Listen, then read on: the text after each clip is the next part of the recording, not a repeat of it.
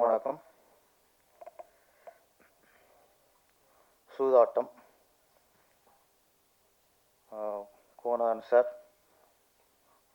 ஆமாம், எங்களோட இளமையாக இருக்கிய, எனர்ஜியாக இருக்கிய. ஏன்னா நீங்கள் ரொம்ப ஆற்றல் உள்ளவர்கள். திறமைங்கிறது உங்கள்கிட்ட 250 படத்துக்கு இன்றைக்கி எழுதிருக்கீங்க அப்படின்னா, நீங்களும் 5 படம் முடிஞ்சாலே முடிஞ்சு வச்சுக்காத. 250 படம். இந்த அதிர்ச்சியில் ஒரு வியப்பு தான். நீங்களும் அது பார்த்துறது இந்த யூனிட்டுக்கு இந்த பெருமை. நாங்கள் ரெகுலராக வந்துருக்கோம், நீங்கள் அடிக்கடி எங்கள் கூட வாங்க. எங்களுக்கு எனர்ஜியாக இருக்கும். அதில்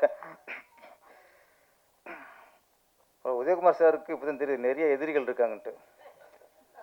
காலையில் எந்திரிச்சுன்னு ஆரம்பிச்சிடாங்க அவங்க. குட் மார்னிங் கூட பரவாயில்ல, அவங்க படிக்காத மெசேஜெலாம் அவங்கள அனுப்பி உங்களை படிக்க வைக்கிறாங்க பற்றிங்களா. ஆமாம், அது அது இதுதான் மிகப்பெரிய சூதாட்டம். விடிஞ்சோடனே ஆரம்பிச்சிடாங்க. அப்புறம் சொன்னார் மெசேஜ்லாம் அழிக்க முடியும்னாரு. அவ்வளோதான், அழிக்க முடியாது. ரெண்டு தான். ஒன்று அணு, அடுத்து செல்லில் ஒரு மெசேஜ். நீங்கள் அழிக்க முடியாது. நீங்கள் ஒன்று அழிச்சா 100 வந்துகிட்டே இருக்கும். செல்லே இதுக்கு உடைச்சா தான். அந்தளவுக்கு இன்றைக்கி நாடு அப்படி போயிட்டுருக்கு. சூதாட்டம் பல வகை சொன்னாங்க. இதில் 3 வகை போட்டாங்க. சூதாட்டம், அப்புறம் குடியுமுறை சூதாட்டம். அப்படி பார்த்தா இங்கே 3 வகையில் 300 வகை இருக்குங்க நாட்டில் சூதாட்டம்.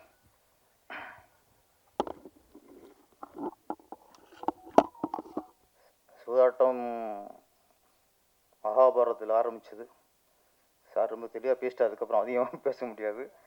ஆமாம், அது நாட்டில் கலந்துருச்சு. சாதான் சூதாட்டம் இல்லாமல் நாடு இல்லை. இன்னைக்கு அரசியலை இயக்கிறதே சூதாட்டம் தான். மகாபாரதம் உருவானதுக்கு காரணம் சூதாட்டம்னா, அன்னைக்கு அரசியல்வாதிகள் உருவாருக்கும் சூதாட்டமாக தான் இருக்குது. அவங்க தான் கொஞ்சம் பக்கவளமாகவும் இருக்காங்க. இந்த சூழ்நிலை சூதாட்டம் படம் வேறு வந்திருக்கு. சீட்டு விளையாடுறது சூதாட்டம், குடிக்கிறதும் ஒரு சூதாட்டம் தாங்க. அரசியல் தான் மிகப்பெரிய சூதாட்டம். அரசியல் மிகப்பெரிய சூதாட்டம். எங்கே இந்த கூட்டணி உருவாதுல்ல, அதுதான் மிகப்பெரிய சூதாட்டம்.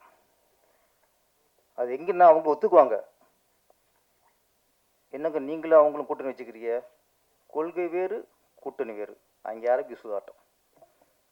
சாமி இல்லைங்கிறவனும் சாமி இருக்கிறவனும் தேர்தல் வரும்போது நீங்கள் கூட்டணி வச்சிங்கன்னா அதுதான் உலகத்தில் மிகப்பெரிய சூதாட்டம். 2 பேரும் சேர்ந்து ஒன்றா பயணித்து ஒன்றா கூட்டணி வச்சு தேர்தல் நிற்கிறாங்கன்னா, கொள்கை, கோட்பாடு, மொழி உணர்வு, இன உணர்வு எல்லாம் ஒன்றா இருக்கணும்ல. எதுவுமே இருக்காது. இவர் வேற மொழி, அவர் வேற மொழி, இவருக்கு வேற கொள்கை, அவருக்கு வேற கொள்கை. நாங்கள் மது விலக்கு கொண்டு வருவோம், நாங்கள் கொண்டு வர மாட்டோம். நாங்கள் சாமி கும்பிடுவோம், நாங்கள் சாமி கும்பிட மாட்டோம். எல்லாம் வெவ்வேறு. ஆனால் நாங்களும் ஒன்றா நிற்கிறோம், ஓட்டு போடுங்க. ஏன்னா மக்கள் முட்டாள் பேசல, முட்டாள்.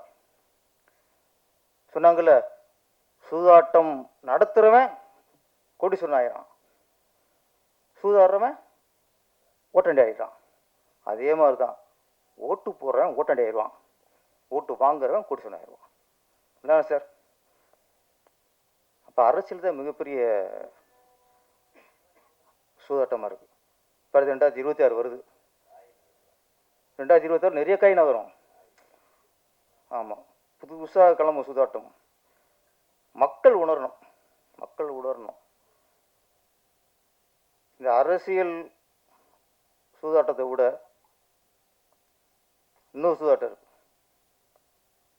சினிமா மிகப்பெரிய சூதாட்டம், மிகப்பெரிய சூதாட்டம். இப்போ முன்னாடிலாம் சினிமாங்கிறது ஒரு கலையாக பார்க்கப்பட்டது, வியாபாரமாக பார்க்கப்பட்டது.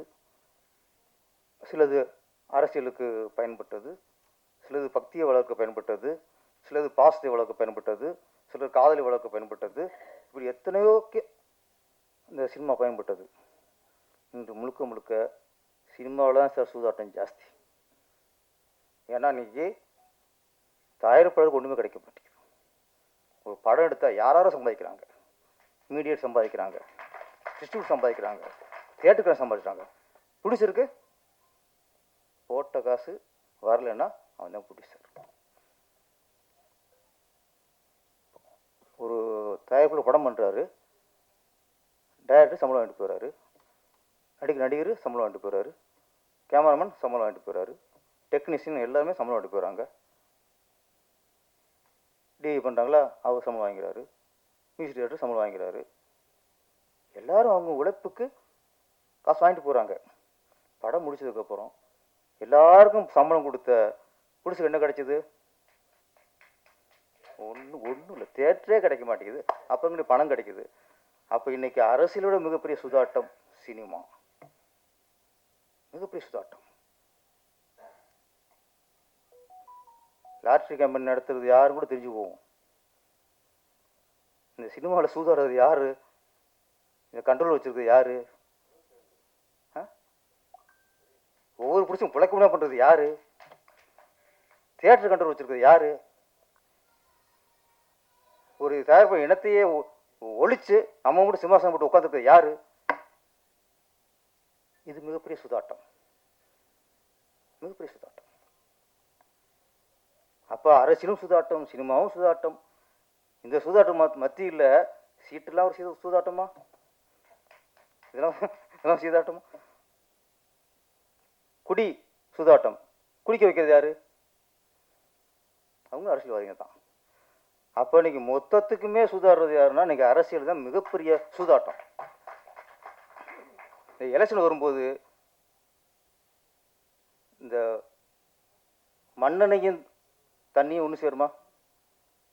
ஆனால் அரசியல் சேரும், எலெக்ஷன் வரும்போது சேரும். வெவ்வேறு, ஆனால் ஓட்டுக்காக மக்களை ஏமாத்தி ஓட்டை வாங்கி எப்படியாவது பதில் உட்காந்துடணும். கொள்கை வித்தியாசத்தோட யார் கூட்டணி வைக்கிறாங்களோ அவங்க தான் மிகப்பெரிய சுத்தாட்டக்காரங்க. அங்கே நம்ம உஷாராயிரணும். கொள்கை உடன்பாடு இருக்கு, உனக்கும் ஒரே கொள்கை எனக்கும் ஒரே கொள்கை, நான் இதுக்காக போராடுறேன், நான் இதுக்காக போராடுறேன், நான் தமிழ் என்ற உணர்வோடு, நான் தமிழ்நாடு என்ற உணர்வோடு தமிழ் மக்களுக்காக நான் பாடுபடுகிறேன், நானும் ஒன்லி தமிழ், நான் தமிழன், நான் தமிழ் மக்கள் போராடுறேன் அப்படி ரெண்டு சேர்த்தாங்கன்னா அவங்க உட்கார வைக்கலாம் சார். ஒருத்தன் தமிழன்பான், ஒருத்தன் திராவிடன்பான். திராவிடக்கிட்ட தமிழ் வார்த்தையே வராது. தமிழ் சொல்லிட்டு திராவிடங்கிற ஒரு போர்ஜரியும் பாப்பில் இவ்வளவு கத்திக்கிறீங்க, அப்புறம் எப்படி கூட்டணி வருது? அப்போ மக்களை ஏமாத்துறதுக்கு நாங்கள் கூட்டணி வைப்போம். அப்போ இது மிகப்பெரிய சூதாட்டம். அதோட சூதாட்டம் இன்னைக்கு என்னன்னா கலாச்சாரம். கலாச்சாரம் சூதாட்டமாகிவிட்டது, பண்பாடு சூதாட்டமாகிவிட்டது. இன்னைக்கு பொய் பேசுகிறேன் சார், பொய் பொய் பொய். என்ன பொய்னா இன்னைக்கு பேசுகிற மிகப்பெரிய பொய். பெண்கள் எல்லாத்துலேயும் ஆணுக்கு நிகராயிட்டாங்க. பெண் விடுதலை கிடைத்து விட்டது. பெண் எல்லாத்திலும் உயர்ந்து விட்டால். பெண் அடிமைத்தனம் சுத்தமாக ஒழிக்கப்பட்டு விட்டது. இதுதான் இன்னைக்கு மிகப்பெரிய பொய். ஒரு பொண்ணு நைட்டில் தனியாக போக முடியல, கெடுத்து குட்டிச்சிறை கருப்படி சின்ன மாக்கிறாங்க. என்ன தமிழ் இடம் பெண்கள் என்ன முன்னேறிட்டாங்க?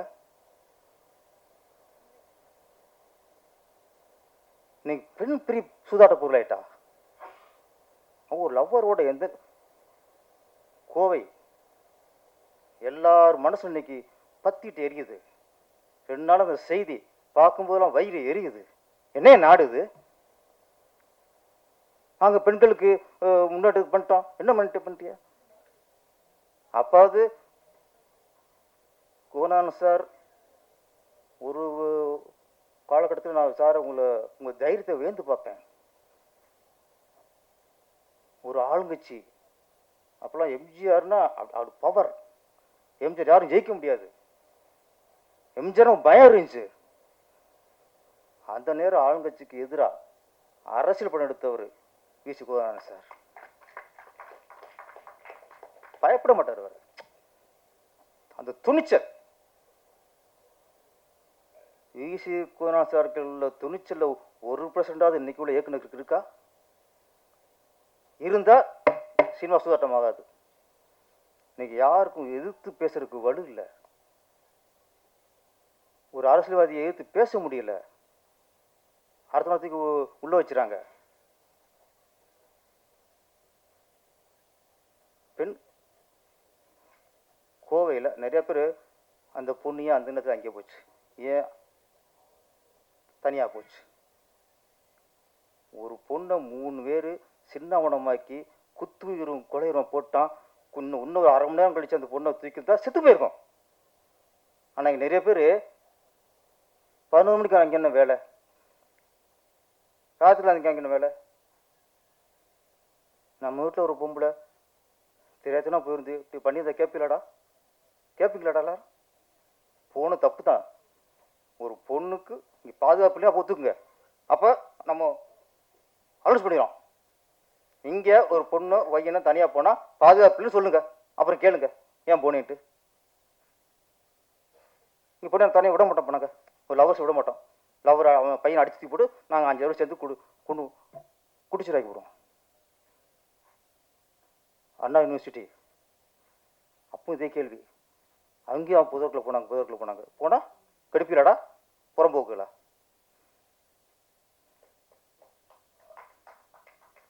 நான் இன்னொன்று சொல்கிறேன். ஒரு அமைச்சர் 1000 கோடி 2000 கோடி ஊழல் பண்ணாருன்னா நம்ம அரசை எதிர்க்கலாம் சார், கேள்வி கேட்கலாம் சார். கலாச்சாரம் காய்ச்சப்படுது அப்படின்னா நம்ம அரசாங்கத்தை கேள்வி கேட்கலாம். ஒரு பாலம் கட்டினாங்க 500 கோடிக்கு, 1 மாதம் இடிஞ்சு விழுந்துச்சு. அப்போ நம்ம அரசை கேள்வி கேட்கலாம், எதிர்த்து கேள்வி கேட்கலாம். ஆனால் இந்த மாதிரி ஒரு பொண்ணை சீரடிச்சாங்கன்னு வச்சுங்களேன் எங்கேயாவது, அதுக்கு நம்ம அரசை கேள்வி வைக்கக்கூடாது. இந்த சமூகத்தை கேள்வி வைக்கணும். இந்த சமுதாயத்தை நம்ம ஆராய்ச்சி பார்க்கணும். நம்ம எல்லாத்துக்குமே அரசாங்கத்தை கேள்வி கேட்டுக்கு இருந்தோம்னா சரி வராது. அது அரசாங்கத்தின் இது வேறு, இது வேறு. இது நாடு குட்டிச்சுராப்பு இருக்கு. கலாச்சாரம் போச்சு, சீரழிச்சு போச்சு. எவனோ 4 பேர் சீரழிக்கிறான். அப்போ இதுக்கும் நான் சொல்றேன், இங்கே எல்லாருமே அரசியல்வாதி பார்வையில் பார்க்கக்கூடாது. எதிர்கட்சியாக இருக்கட்டும், ஆளுங்கட்சியாக இருக்கட்டும், உதிர் கட்சியாக இருக்கட்டும், புதுசாக முளைச்ச கட்சியாக இருக்கட்டும், இங்கே எல்லாருமே ஒரு நடந்துட்டா இங்கே ஒரு பொண்ணுக்கு ஒன்று ஆன உடனே நீங்கள் அரசியல்வாதியை குரல் கொடுக்கூடாது சார். ஒரு மனுஷனை குரல் கொடுக்கணும் சார். மனுஷனை குரல் கொடுக்கணும், ஆதங்கத்தில் குரல் கொடுக்கணும். அப்போ தான் இதுக்கு தீர்வு வரும். சும்மா அரசியல் எதிர்க்கிறக்காக குரல் கொடுத்தோம்னா அதுக்கு நீ ஊழல் எதிர்க்க. டாஸ்மார்க் கடை திறந்துருக்காங்களா, அதே எதிர்க்கலாம். இந்த மாதிரி ரகசியம் அந்த மாதிரி தெரியாமல் சூதரம் நடக்குதா, அதுக்கு நம்ம அரசாங்கத்தை விரும்பலாம். இந்த பாலியல் பலாத்காரத்துக்கு யாரும் அரசியல்வாதியாக குரல் கொடுக்காம எல்லாரும் மனுஷனாக குரல் கொடுத்தா தான் இது ஒரு தீர்வு வரும். ஒரு அரசாங்கத்தை குற்றம் சுமத்துவதற்காக எண்ணத்தில் நீங்கள் குரல் கொடுத்தீங்கன்னா இதுக்கு தீர்வு வராது. உனக்கு ஒரு வாய்ப்பு கிடைச்சி போச்சு, அரசாங்கத்தை நம்ம கேட்டுருவோம், அதுக்கு கேட்காம இருக்கலாம்யா, அதுக்கு கேட்காம இருக்கலாம். ஒரு பொண்ணை சீரழிச்சிட்டாங்கன்னா நமக்கு கோபம் அட்டிவரோடு பொங்கி நம்ம கேள்வி வைக்கணும். எல்லாத்துக்கும் அரசியல் பேசுறது. இந்த கோவில் நடந்தது, இது நம்ம ஒவ்வொரு இப்போ அண்ணா யூனிவர்சிட்டி நடந்துச்சு, இதுதான் கடைசியாக இருக்குன்னு சொன்னோம். அதுக்கப்புறம் 100 நடந்துச்சு, இதுதான் கடைசியாக இருக்குன்னு சொன்னோம். இப்போ கோவில் நடந்துச்சு, இதுதான் கடைசியாக இருக்குன்னு சொல்கிறோம். கடைசியாக நம்ம சொல்கிறோம், அது தொடர்ந்துக்கிட்டு இருக்கு. அப்போ இது ஒரு முடிவுக்கு வரணும்னா என்ன பண்ணணும்? அங்கே அரசாங்கம் சரியான முடிவு எடுக்கணும். அது நம்ம வேண்டுகோளை வைக்கணும். ஒரு ஆணவ படுகொலைக்கு தனி சட்டம் வேணும்னு சொல்கிறாங்கல்ல,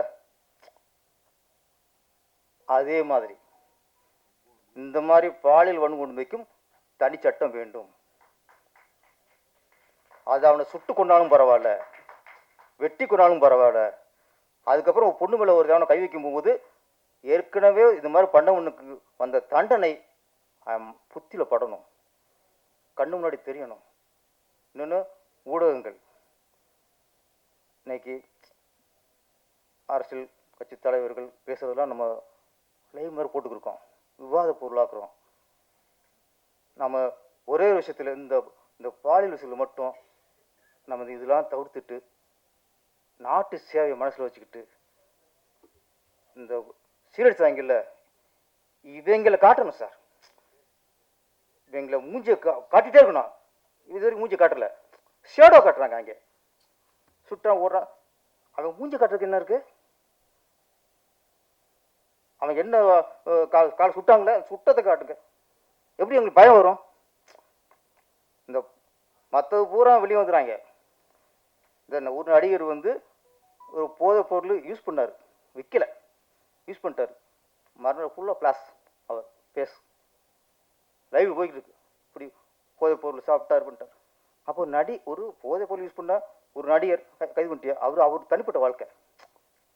இந்த பெண்களுக்குள்ள இந்த மாதிரி பாலியல் தொலைங்கிறது தனிப்பட்டதில்ல, சமுதாயம் சார், சமுதாயத்தோட சீர்கேட்டது. அப்போ இதை நம்ம கொஞ்சம்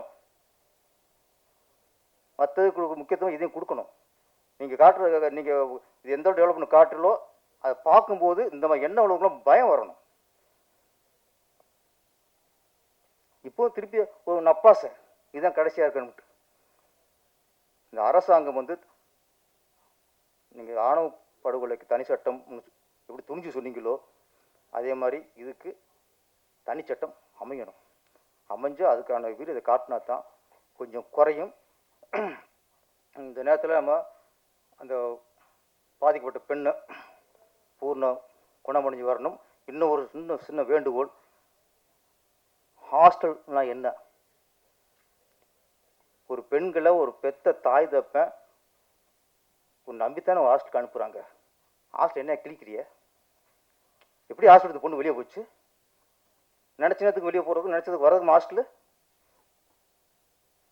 அப்போ ஹாஸ்டல் சரியான கண்காணிப்பு இருக்கணும். ஹாஸ்டல் தான் ஃபஸ்ட்டு பொறுப்பு. ஒன்றை மீறி அப்படி வெளியே வந்து பொண்ணு வெளியே போச்சு, ஹாஸ்டல் நம்பி தானே பெற்றவங்க உள்ளே அனுப்புகிறாங்க. அப்போ அந்த ஹாஸ்டல் தமிழ்நாட்டில் இருக்க எல்லா ஹாஸ்டலுமே, அதுவும் பெண்கள் லேடிஸ் உள்ள ஹாஸ்டல் எல்லாருமே கொஞ்சம் பொறுப்போட ரொம்ப ஒரு கண்ட்ரோலோட வச்சுக்கணும். அப்புறம் சீரழிஞ்சதுக்கு அப்புறம் என்ன பிரயோஜனம்? அதனால ஹாஸ்டல் ரொம்ப பொறுப்பு. அரசியல்வாதிகள் ஒரு ஏரியாவில் ஒரு நிகழ்ச்சி நடந்துருச்சு, ஒரு கொள்ளையோ அது நடந்துச்சு. அப்போ என்னாவது அந்த ஏரியாவில் உள்ள போலீஸ் தான் பொறுப்பாகிறாங்க, அவங்க டிரான்ஸ்ஃபர் பண்ணுறாங்க, இல்லை இடைக்கால நீக்கம் பண்ணுறாங்க. அப்போ ஒரு ஏரியாவில் கொள்ளையோ அப்படி நடக்கும்போது அந்த போலீஸ் ஸ்டேஷன் நடவடிக்கை இருக்கிறாங்க. இந்த மாதிரி நிகழ்வு நடந்தால் அந்த ஏரியாவில் போலீஸ்கார மட்டும் இல்லை, அந்த தொகுதிக்கு யார் எம்எல்ஏ யாரோ அவங்களும் நடவடிக்கை எடுக்கணும் சார். அப்போ தான் சரியாக வரும். எம்எல்ஏ பொறுப்பெடுக்கணும். ஓட்டு வாங்குறீங்கள, ஜெயிக்கிறீங்களா, பதவி வைக்கிறீங்களா, மாதம் மக்கள் பணத்தை சம்பளம் வாங்குறீங்களா, போலீஸ்கார எப்படி நீங்கள் கண்டிக்கிறீங்க? நீங்கள் தான் போலீஸில் கரை ஓட்டிட்டு கட்டி உள்ளே போறீங்க. அக்யூஸ்டுக்கு சப்போர்ட்டை நீங்கள் தானே போறீங்க. குற்றவாளிக்கு சப்போர்ட்டாக போகிற கரவேட்டி குற்றத்தை தடுக்கவும் போகணும். அவன் தான் உண்மையான கரவேட்டி. குற்றவாளி காப்பதவன் உள்ளே போகக்கூடாது. அப்போ ஒரு ஏரியாவில் இந்த மாதிரி நடந்துச்சுன்னா அந்த பகுதி தொகுதி எம்எல்ஏ யாரோ அவங்க மேலேயும் இந்த கவர்மெண்ட் நடவடிக்கை எடுக்கணும். ஒரு 8 மாதம் சம்பளம் கட் பண்ணுங்க, கரெக்டாக வரும். நன்றி, வணக்கம்.